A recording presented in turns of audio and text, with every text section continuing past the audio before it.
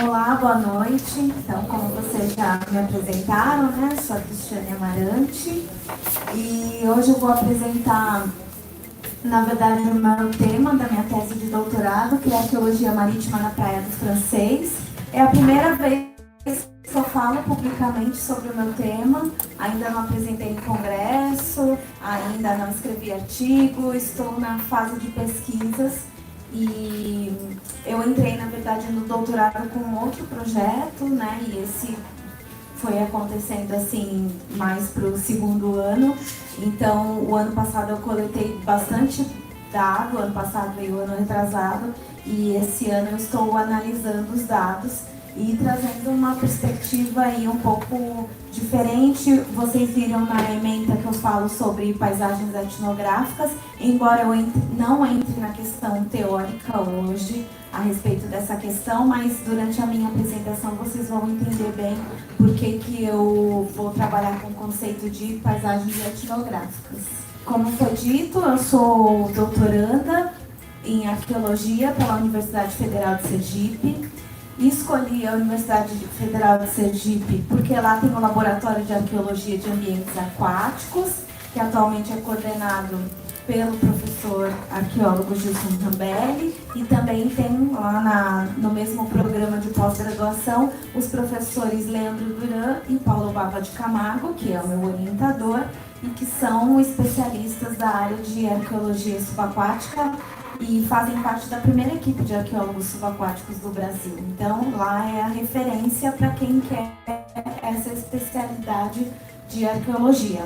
Eu venho acompanhando o Gilson Rambelli há muitos anos, desde que eu quis, né, ser arqueóloga subaquática, mas para o final da fala eu converso com vocês um pouco sobre a minha experiência acadêmica, profissional, que a Fernanda me pediu isso, mas então por esse motivo eu escolhi esse programa. E quem faz a minha co-orientação atualmente é a arqueóloga Camila Moraes Richards, da Universidade Federal de Goiás.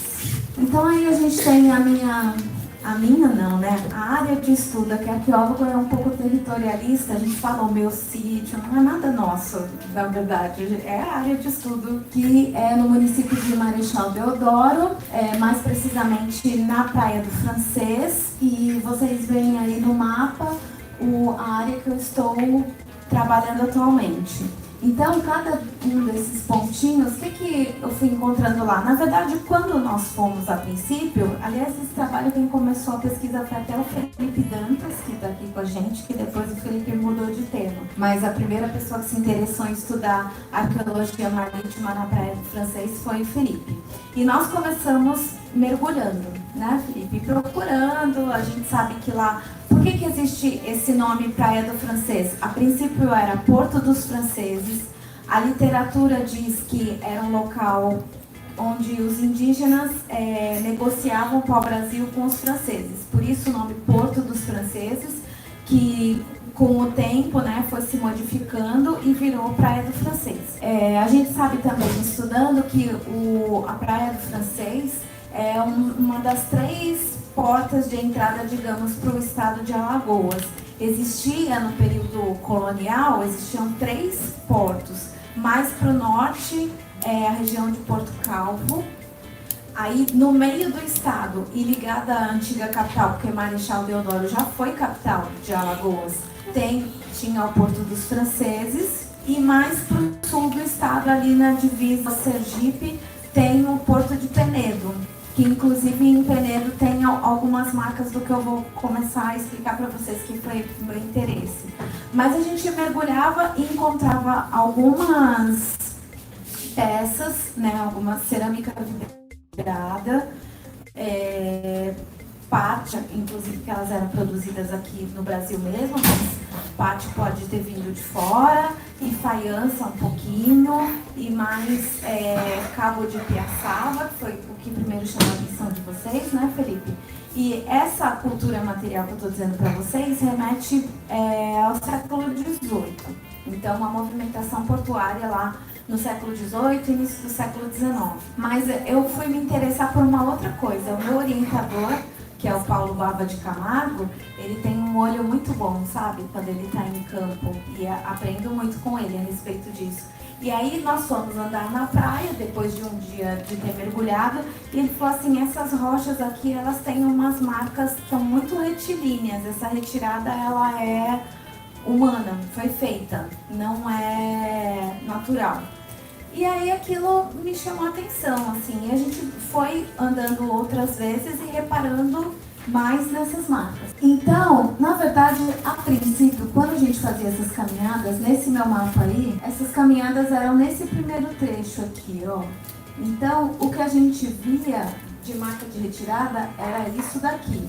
Por quê? Na verdade, esse sítio ele vai ficando mais claro à medida que a água está mais baixa. Então, eu só fui ver que essas retiradas, essa área aqui toda que eu estou apontando, que são todos os pontos que eu marquei lá na Praia Francês, é uma área de 4 quilômetros. Era uma área de 4 quilômetros no meu quarto campo. Em março do ano passado, que eu escolhi para lá numa época em que a maré estava zero. E aí eu descobri que as retiradas que eu imaginava que elas se concentravam aqui, que até eu chamava de área 1, 2 e 3, era tudo isso aqui, ó. Então, na verdade, o que a gente tem aí é uma pedreira à beira-mar, mas não uma pedreira como a gente conhece agora do século XX. É uma pedreira, muito provavelmente ela começou a funcionar no final do século XVI, início do 17, não, desculpa, final do 17, até o início do século 19. Aqui, na verdade, eu fiz um mapa com alguns pontos onde nós encontramos material arqueológico, eu coloquei uma prancha para isso, mas depois, mais pra frente, a gente vai discutir essa questão. Bom, como são essas retiradas? Na verdade, as pranchas do doutorado, elas acabam ficando mais bonitas do que aí no slide, já peço perdão. Vocês conseguem ver que essas retiradas são bem retinhas, ó? E aí, essas daqui foram as primeiras que o Paulo Bava enxergou. E o que eu fui reparando e que o Paulo Bava também reparou logo no nosso primeiro campo? Elas são uma retirada para uso, e que depois a gente foi confirmar que é um uso em lugares são atracadouros. E aí, será que não é o melhor, o mais apropriado? Mas o que eu tô querendo dizer com isso? Que são áreas de atracadouro, não só de retirada de rochas. Aí no oposto, a fotografia da praia para o mar. E essa foto aqui seria o outro lado. Digamos que a gente estava aqui mais ou menos, ó, e tirou o contrário, essa é a vista. Esse campo foi o melhor, assim. Claro, todos os campos são importantes. Eu só enxerguei isso nesse quarto campo porque eu tinha feito os outros 3 primeiros, né? Mas foi o que mais a gente conseguia enxergar as rochas em evidência. Esse daqui é um dos melhores perfis que a gente tem. Infelizmente eu não achei o vídeo para mostrar para vocês porque a gente filmou, mas aqui a gente tem as marcas de retirada de rocha e tem vários bloquinhos na forma como eles eram tirados. E aqui também, ó, nas imagens menores, vocês verem os retângulos. E também existiam essas canaletas, porque como se retirava a rocha aqui do meio da plataforma rochosa, que eu chamo, porque é uma plataforma gigante, então eles também criavam esses canais de drenagem para a água sair e facilitar a retirada. Aqui é um outro portinho, que eu chamo de portinho 2. Aqui a gente tem direitinho a retirada de um bloco. Aí é o que eu chamo de área de intersecção, que nessa área aqui não tem atracadouros, só tem retirada de rocha, mas elas são muito... o recortezinho é bem evidente. E também canais de drenagem. Nesse campo que a água estava bem baixa, esse retângulo, porque aqui não ficou muito bom, mas ele é bem grande, assim. E inclusive os barcos, quando vão lá de passeio, acabam atracando e isso aqui vira uma piscininha, o pessoal toma banho aqui. Mas essas retiradas foram feitas dessa mineração para cantaria. Aqui, ó, aquele retângulo que eu estava falando para vocês, isso aqui é outro ângulo dele. Olha como ele é grande, tá vendo? E no final dele, 3 atracadouros. Ai, foi muito incrível esse último campo, gente. Na verdade, foi o penúltimo. O meu último foi em julho do ano passado, que a água estava cobrindo isso tudo e tinha areia em quase tudo. Então, assim, o ambiente de praia, A Luciana discute isso no doutorado dela, né? A Luciana Novaes. Ele tem toda uma dinâmica que merece ser analisada, bem particular de outros ambientes marítimos, porque a questão da maré, que enche e esvazia, e a questão da dinâmica da areia, que ora cobre e ora descobre, também exige toda uma metodologia, uma atenção. Uma das coisas, eu estou já para defender o meu doutorado, e uma das coisas que eu fico pensando é como que eu vou apresentar, por exemplo, os artefatos que eu encontrei. Preciso fazer pranchas como essa, desses artefatos. Porque, ora, eu ia para campo e encontrava os artefatos mais lá para a Praia do Saco, que até foi o que você viu, né, Felipe, quando foi com a gente. Quando a areia está cobrindo mais essa parte, a gente encontra artefato cerâmico aqui nessa área também, porque o mar fica jogando os artefatos de um lado para o outro.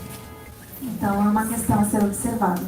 Então, eu fui observando que, ao longo dos 4 quilômetros, aquilo que eu via lá no começo, que eu chamei de 1, 2, 3, se repetia várias vezes. E foi bom eu estar com outro arqueólogo junto comigo, que era o Josué Lopes, porque quando eu comecei a enxergar as coisas, eu pensei, não é possível, eu tô ficando louca, porque isso aqui de longe parece que é natural, mas aí quando você chega perto, você vê um corte de retilíneo. Então, assim, isso daqui não é natural, isso foi feito. Outra coisa que a gente encontra são essas marquinhas que eu já vou explicar para vocês o que é. E aqui, ó, lembra que eu falei de muita coisa dentro d'água, que eu só vi nesse campo onde a água estava muito baixa? Aqui, lembra aquele retângulo que eu mostrei lá no slide anterior? Eu tenho isso aqui também, ó. Então, vários pontos eu só via a marquinha retangular dentro da água. Então, às vezes o que está fora não está muito claro. Então, o que está ali fora d'água não é tão claro, mas quando a gente percebe que está dentro d'água, a gente vê o recorte retangular certinho dentro da água. Então dá para confirmar que foi uma área de retirada. Então aqui, deixa eu mostrar o detalhe para vocês, tá vendo o que eu estou falando? Isso aqui não é muito claro, só que esse retângulo embaixo d'água, para mim, ele é claro.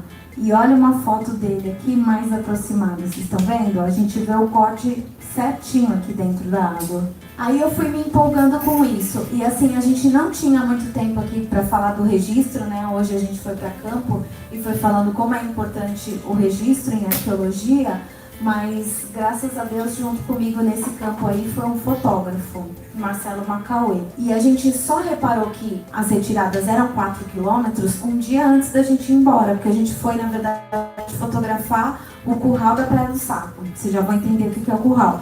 E voltando no final da tarde, que a gente foi vendo essas retiradas todas, eu e o Josué, que a gente foi andando pela beira da água. E no dia seguinte a gente já ia embora e a gente só tinha um dia para registrar 4 quilômetros de retirada. Então, assim, que metodologia a gente vai usar? Foi tudo decidido naquela noite, então vamos bater todos os pontos em GPS, né, de tudo que a gente encontrar, fotografias de todos os lugares, e esse vai ser o registro para o doutorado. Esse potinho que eu chamo de das marcas, aumenta um pouquinho para mim, ele é bem legal, porque eu já vou explicar para vocês o que é cantaria, e ele tem certinho as marcas da técnica que era usada para retirar a rocha daí, ó. Estão vendo essas marquinhas?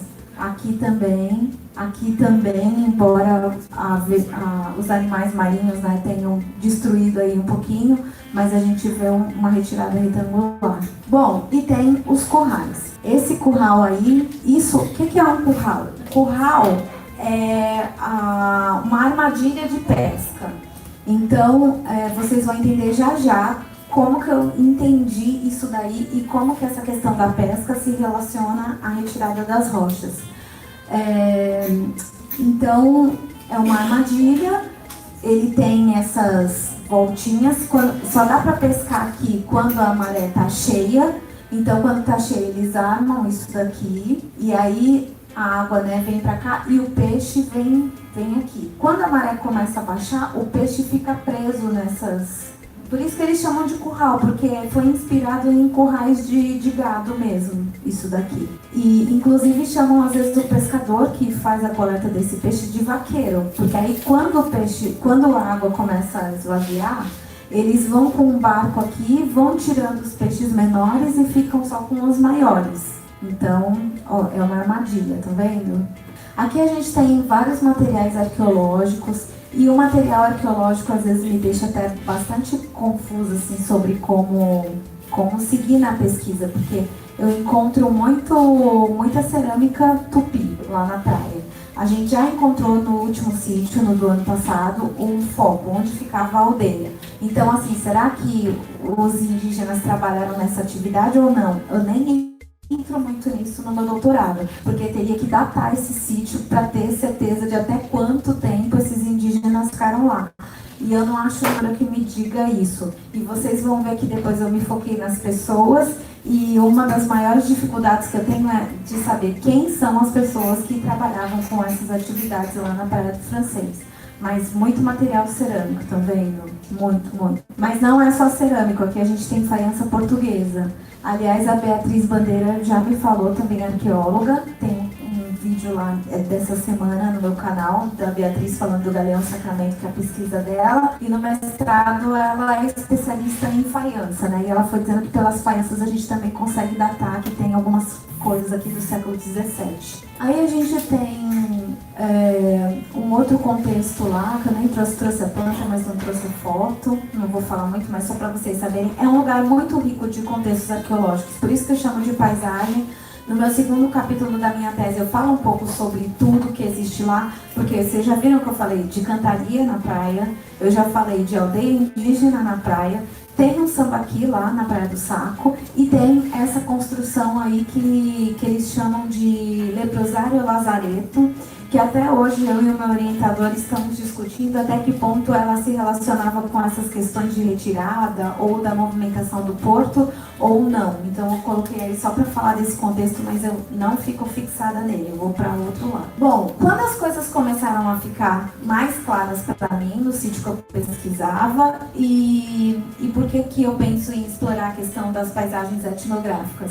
Eu fui estimulada pela minha co-orientadora, Camila Moraes Richards, numa reunião de orientação. Ela falou: poxa, Cris, mas você tem toda essa experiência na educação, de conversa com as pessoas, até um lado um pouco antropológico, por que você não explora conversar com os pescadores? E aí eu fui e foi muito rico. Eu conheci o senhor Rangel, eu conversei com 6 pessoas da comunidade, mas a pessoa assim, que mais me deu informações, que melhor me ajudou a entender o meu objeto de pesquisa foi o seu Rangel. Seu Rangel é um senhor de 80 anos, estou morrendo de dó de não ter trazido a foto dele aqui, mas ele é incrível, esse pescador lá da Praia do Francês. E aí ele que me explicou isso do curral de pesca, como que funciona. Aquela explicação toda que eu dei para vocês antes veio do seu Rangel. E o que o seu Rangel foi me mostrando? Que existiam vários currais desse na praia. Então, sabe aqueles pontos todos lá que eu marquei de retirada? Em vários deles eu encontro marcas desses currais. E é uma coisa que eu e o meu orientador, o Paulo Bava, a gente tinha uma dúvida, porque eu via essas marcas circulares assim na rocha e não entendia a relação disso com a retirada de rochas para mineração. E aí o Bava ainda levantou uma hipótese de, será que eles não colocavam uma espécie de cobertura para as pessoas trabalharem embaixo? Mas não, seu Rangel me mostrou que são vários currais. A gente vê que boa parte desses currais se encontram nas áreas onde a exploração de rocha era maior. Então, o que o seu Rangel me ajudou a entender no meu contexto arqueológico? Que as atividades de pesca, elas se intercalavam com essas atividades de retirada de rocha. E olha como a gente tem que ter um entendimento da paisagem, e como eu, vindo do Sudeste, tendo morado em Aracaju e indo para lá, não conseguia entender isso que para o seu Rangel é tão claro. Então, o que acontece lá? Quando a maré está muito baixa, não é só assim que eu consigo ver o meu sítio? Só assim que eu consigo ver o sítio que eu pesquiso. Quando a maré estava muito baixa, eles conseguiam fazer extração de rocha. Quando a maré enchia, eles tinham que arrumar outra atividade, e a atividade era a pesca.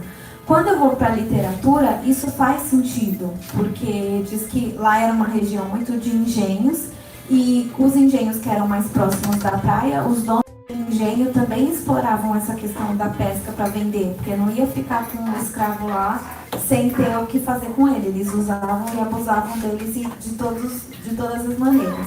Então, essas atividades, elas se intercalavam. E aí o seu Rangel foi me explicando como que se montava esse curral, que montava na praia, que era feito um buraquinho assim, em cima da pedra. Quando ele começou a falar, porque imagina, gente, até então eu vi os buraquinhos e eu não tinha noção do que eram os tais buraquinhos. E aí ele vai falando, já tinha feito, e outra turma que fez. Outra coisa que o senhor já deu pra mim foi a temporalidade do sítio.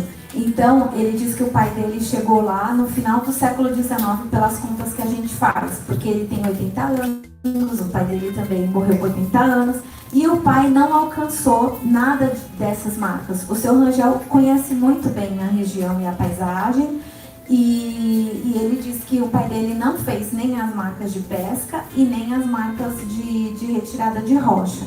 E interessante conversar com o seu Rangel. Eu tenho assim todo um lado de, depois a gente vai discutir o quê, porque todo um lado de valorização do que as pessoas do lugar conhecem, né? Porque o seu Rangel, mesmo com pouco estudo, tudo, e ele... Por que eu tô falando isso? Porque quando eu fui no IFAM a primeira vez mostrar e falar sítio arqueológico na Praia do Francês, eles me disseram assim, então você vai pesquisar o sambaqui? E eu falei, não é o sambaqui, são retiradas de rocha. Então a gente tem arqueólogos e arquitetos no IFAM que nunca tinham reparado nisso. E aí eu mostrei as fotos e eles, realmente, é retirada, é humano, vale a pena investigar. E o seu Rangel, assim, muito na simplicidade dele, falou pra mim, moça, isso daí tirava as rochas tudo pra levar lá pra Marechal, pra construir as igrejas, pra construir as coisas tudo na cidade. E ele foi falando mais umas outras 5 cidades que também têm construções históricas com essas rochas. E eu falei, meu Deus, o seu Rangel que tá me dando uma aula, né? Quem sou eu, doutoranda? Nada, aprendiz do seu Rangel. Então, olha só a importância e por que a gente trabalhar. Lembra, cadê a Gabriela? E a gente conversando da arqueologia junto com a antropologia e entender o que as pessoas do lugar entendem. O meu entendimento desse sítio, sem ter conversado com o seu Rangel, seria muito limitado. E isso é uma coisa que a Camila Moraes vem falando muito. Cris, aproveita muito isso na tua tese, de falar, porque muitos arqueólogos vão para campo e não conversam com as pessoas do lugar. E isso é uma contribuição do seu trabalho para a arqueologia. Então,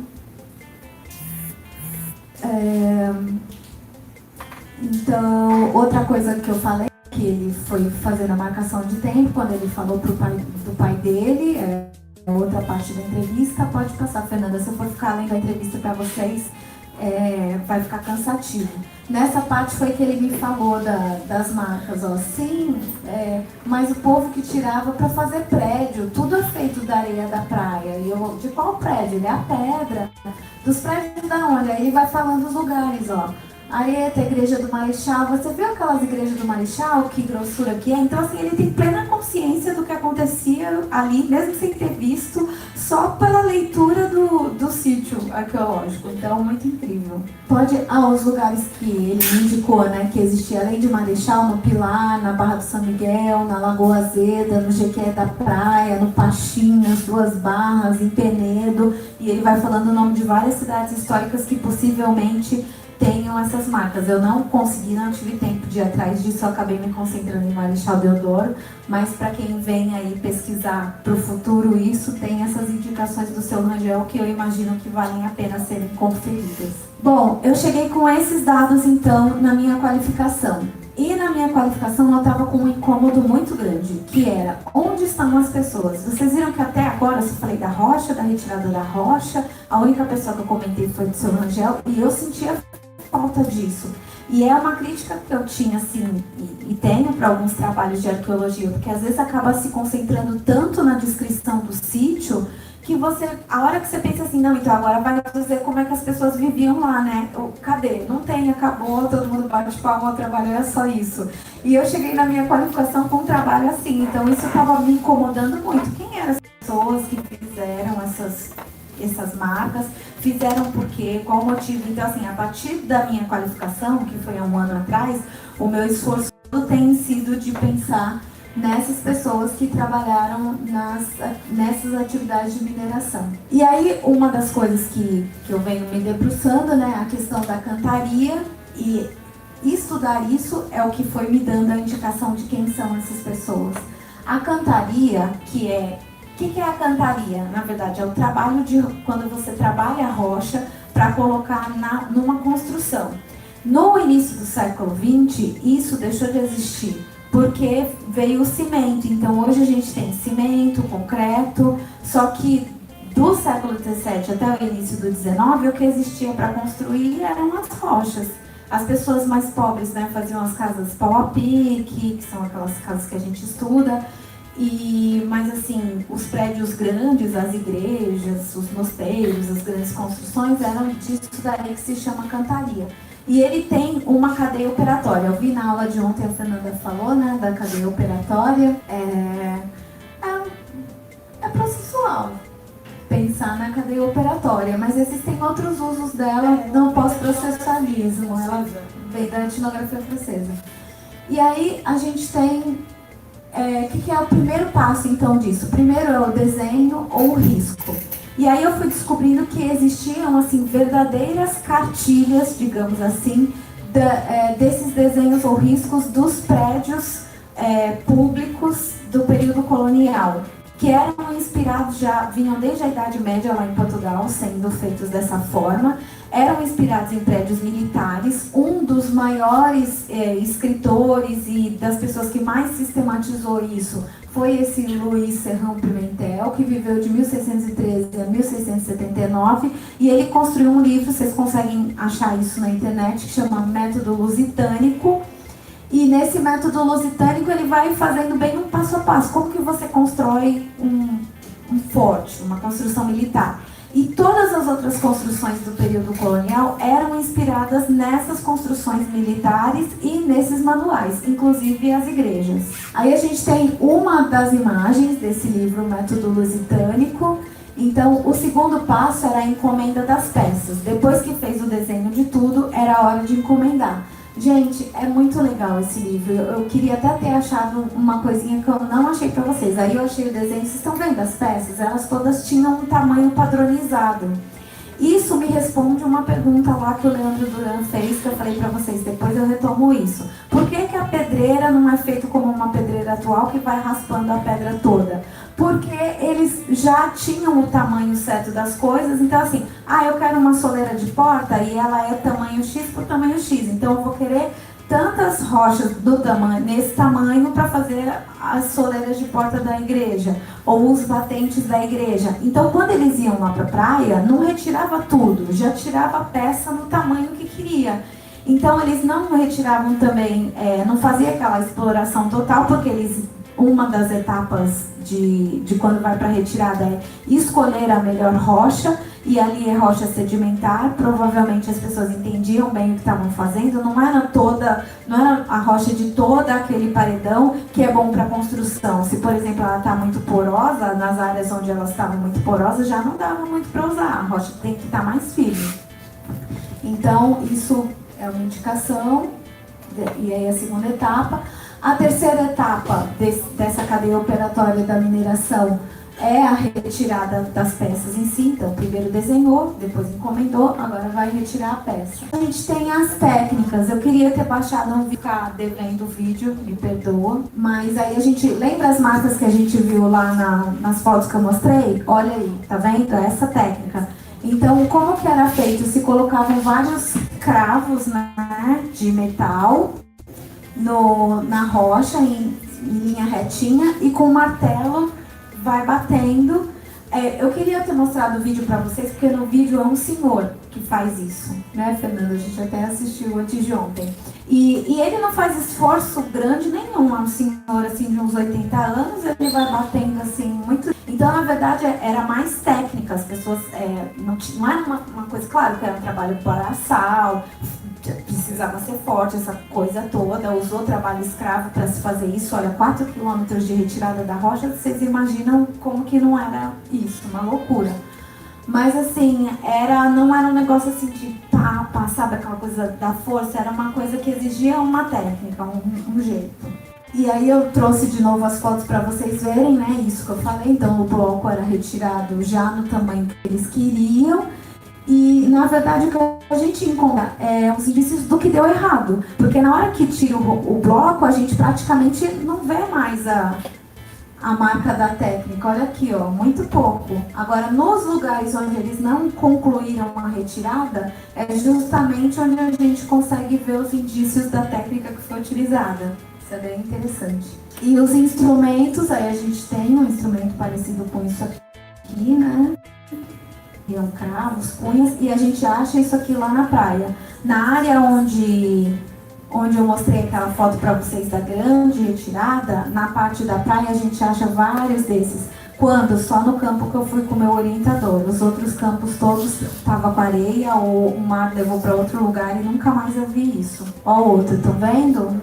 Bem parecido com aquele da figura, né? Então, na área de maior exploração, foi onde eu consegui encontrar mais esses vestígios aí dos cravos. Infelizmente, a gente não fez coleta nenhuma, então a gente não tem esse material. As únicas coisas que eu tenho são as fotos e os pontos de GPS de onde esse material for encontrado. Então, eu considero assim, minha pesquisa ela é bem o início de outras pesquisas, porque outras pessoas vão chegar lá e podem, por exemplo, só analisar o material férreo para entender a técnica. A quarta questão, a quarta etapa aí da cadeia operatória é o transporte dessas rochas. E isso também foi outra coisa que o Sr. Rangel me ajudou a entender. Ele chama isso daqui, ó, de barreta. E aí ele foi falando, aí tem a barreta, e a barreta é uma... Ele não chama de retirada, eu demorei a entender o que era a tal da barreta. E a barreta mente lá a essas retiradas, e eles chamam, essas barretas têm nomes, são vários nomes. Barreta das Três Marias, essa barreta das Três Marias é bem em frente à praia do Francês. Depois ele vai falando barreta do Ouriço, tem um dos portinhos que eu chamei de portinho do Ouriço, então eu sei que tem uma dessa no portinho. Isso daqui, gente, quando eu fui o ano passado para Campo em Julho, eu queria muito ter mapeado isso, mas a água estava muito alta, eu não conseguia ver, infelizmente. O que a gente pegou por acaso, sem querer, porque eu conversei com o seu Rangel, e aí descobri que tinha as barretas. Eu voltei no dia seguinte para fazer aquele registro que eu falei para vocês, e fiquei com isso das barretas na cabeça, só que o Marcelo Macauê, fotógrafo, fez várias imagens assim, sabe, não pegar barreta nenhuma para mim. Ele estava interessado no barquinho passando no canal. E aí depois eu fui procurar nas fotos que o Marcelo tinha feito e fui descobrindo várias dessas barretas que são essas aberturas aqui, ó. Aí aqui outra foto que não foi intencional, que o Marcelo Macauê também pegou sem graça, provavelmente sem querer, sem intenção, que ele estava querendo pegar as avezinhas aqui, e a gente vê outro recorte. Bom, onde ficam esses recortes? Vocês estão vendo? Aquelas retiradas todas de rocha ficam aqui, ó. E esses recortes que o seu Rangel chama de barreta, eles ficam pra cá. Essa foi outra pergunta que o Leandro Duran também fez na minha banca. Porque olha a ideia do Leandro. Por que eles retiravam essas rochas todas daqui, se a gente sabe que os barcos ficavam fundeados aqui? Então, por que ir para tão longe nas retiradas e ficar fazendo transporte? Ó, é longe, 4 quilômetros para cá. E aí eu falei, não, Leandro, mas não era assim que fazia, porque com a fala do seu Rangel, eu entendo que essas barretas que eram aberturas aqui, permitia que embarcações maiores embarcações menores, que lá tem muito de fundo chato, faziam esse transporte das rochas aqui. Quem me fez entender isso? Seu Rangel. Ai, gente, o que eu faço, pessoal? Depois vocês me dão uma ideia, porque não pode ficar assim, né? A gente faz a pesquisa, vamos dar toda a informação do sítio para mim e não voltar lá depois para agradecer de alguma forma especial, não tem graça. Mas ele me ajudou a entender isso. E vocês veem naquela foto do Marcelo Macauê, que é bem isso, uma área de retirada, e em frente à área, a tal da barreta que o seu Rangel chama, que facilitava o transporte aqui, ó, no canal inteiro. Curral de pesca, como eu falei, é um contexto que intercala, eu mostrei isso para vocês antes, e aí eu adiantei na minha fala, pode passar também, para eu adiantar aqui, vou direto para as pessoas. Inclusive isso do curral de pesca, um dos indícios que infelizmente também não trouxe para vocês, tem uma imagem do período dos holandeses lá, em Marechal Deodoro, foi de 1633 a 1636. Em 1636, os holandeses ficaram um período maior no Nordeste, mas em Marechal Deodoro eles só ocuparam 3 anos. E eles foram expulsos pela população local em 1636. E a gente encontra uma imagem feita, porque uma das contribuições que os holandeses têm aqui é muito rico de imagens do período, os mapas, desenhos do cotidiano, porque eles traziam com eles desenhistas, né, que faziam esse registro do cotidiano. E existe uma imagem lá de Marechal Deodoro, que na verdade na época não tinha esse nome, era Santa Madalena do Sumaúma, das Alagoas, era um nome assim, e tem negros pescando. Então, olha outro pontinho aí que vai ligando para mim das pessoas que trabalhavam. Então, ótimo, tá? Claro, muito claro, quem fazia isso era trabalho escravo, tá? Mas qual era a dinâmica social dentro desse ambiente? E aí os textos sobre cantaria e sobre mestres de cantaria foram me chamando muita atenção para essa questão das pessoas. Embora tenha poucos elementos para falar sobre quem são esses negros que trabalhavam nesse ofício, né? Eu só tenho, em termos arqueológicos, uma igreja e seus ornamentos e uma imagem dos negros pescando na beira da praia, mas eu tenho outros textos de outras regiões que vão discutir isso. E uma das questões é dos mestres de obra e os mestres de ofício. Passa para mim, por favor, Fernanda. Eu não vou ler aqueles textos grandões todos lá. Eu fiz um resuminho deles, porque ler eles todos vocês iam ficar cansativos. Mas o que eu fui descobrindo? Que os mestres de ofício, eles ocupavam um patamar social pouco conhecido por nós hoje. Eu deveria ter feito, na verdade, um triângulo aí. Porque como funcionava essa hierarquia social? Existia, lembra lá no início da cadeia, a pessoa que fazia o risco, que era engenheiro, arquiteto, ou alguém que não tinha nenhuma das formações, mas sabia fazer o risco da obra. O risco é a planta baixa. E ganhava um status de engenheiro arqueólogo, então, engenheiro arquiteto. E essas pessoas, assim, na classe social, estavam lá, muito lá em cima. E tinham os escravos, que a gente sabe que era o pessoal que trabalhava. Mas quem era esse meio, esses mestres de ofício? Quem é o mestre de ofício? É a pessoa que vai e põe a mão na massa mesmo. Então, de que privilégios sociais essas pessoas tinham, né? Então a gente está começando a falar de uma coisa assim, que os negros nessa região, eles não eram só os escravos. Existia uma elite negra, isso que eu estou dizendo para vocês, ligada a essa questão da cantaria, lá em Marechal Deodoro, e que inclusive era ligada à Igreja Católica. Então vamos continuar para vocês verem como eu fui vendo isso pesquisando as etapas. Então aí falando dos riscos elaborados e que pouco se fala sobre quem é que eram as pessoas que colocavam a mão na massa lá, que eram tipo os mestres de obra. Muitos textos que falam sobre a questão da cantaria em Minas Gerais, Pernambuco, Rio de Janeiro e até São Paulo falam que a historiografia deu luz aos mestres dos traços, que eram lá do início do processo na cadeia operatória, só que obscureceu os mestres responsáveis pela manufatura, que era a função intermediária do processo. Então, assim, eu não fui pensando isso sozinha. Os textos também eu fui buscando e os textos foram me mostrando isso. Como os mestres canteiros, por exemplo, porque existiam outros mestres pedreiros, os mestres, os talhadores que trabalhavam com a madeira. Então, existia toda uma classe de pessoas que a historiografia, com o tempo, foi apagando. Então, mais uma questão, pode passar para o próximo. Um dos problemas que os historiadores enfrentam ao estudar a vida dos mestres de manufatura, que também faz parte de um apagamento da nossa história, então não tem estudo sobre isso.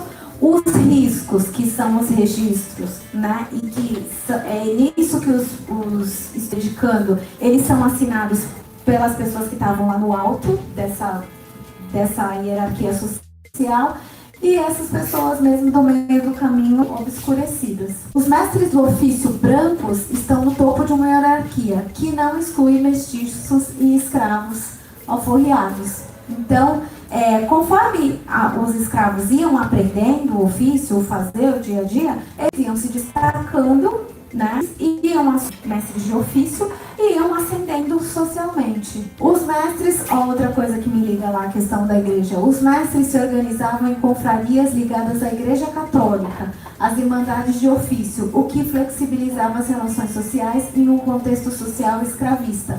Então isso me justifica Laiotai, a Karina Miranda, ela ficou desativada durante uns anos, assim, e mais de 100 anos. E nesse período, quem foi utilizado como igreja matriz foi a Igreja do Rosário. Então a gente vê que essa confraria, ela tinha uma certa força social no período. Essas igrejas, elas são as duas primeiras lá de Marechal.